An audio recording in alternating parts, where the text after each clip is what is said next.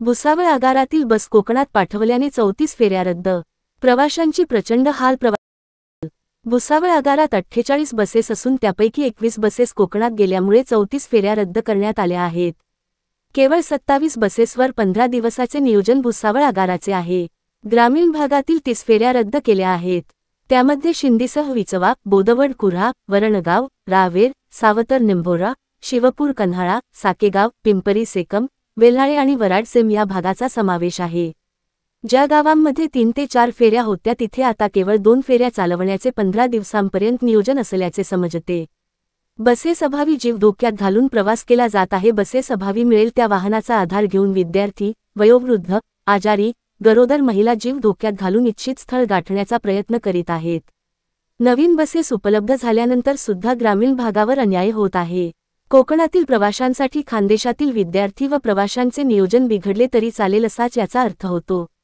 दैनंदिन प्रवासी व्यवस्था ठप्प करू नये.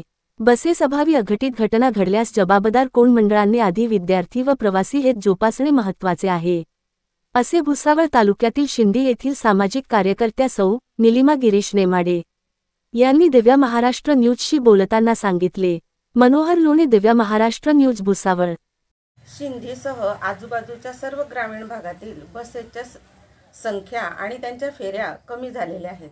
त्यामुळे तिथून शहरात जवळच्या म्हणजे भुसावळ, जळगाव या ज्या शहरांमध्ये मुलं क्लासेससाठी जातात त्यांची सध्या गैरसोय होणार आहे. सरकारने आपल्याकडील बसेस म्हणजे खानदेशातील बसेस कोकण विभागाकडे पाठवल्या का? तर त्यांच्याकडे गणेशोत्सव आहे. मान्य आहे, त्यांच्याकडे गणेशोत्सव आहे, पण त्याच्यासाठी इथल्या मुलांची इथून इथे शहरासाठी बाजारहाट करायला, किराणा घ्यायला किंवा दवाखान्यासाठी येणाऱ्या वृद्धांना, पालकांना आणि पर्यायाने शिक्षणासाठी क्लासेसला येणाऱ्या विद्यार्थ्यांना रोजच नवनवीन समस्यांना तोंड द्यावे लागते. त्यांना बसेस मिळत नाही, वेळेवर त्या सुटत नाही. तिच्यात आता त्यांनी रात्रीच्या बसेस सुद्धा बंद केलेल्या आहेत. म्हणजे सकाळी जर 6 वाजता क्लास असला मुलांचा तर त्यांना याला त्यालाच म्हणावं लागतं की मला काका सोडून द्या, मला काका येथेपर्यंत नेऊन द्या.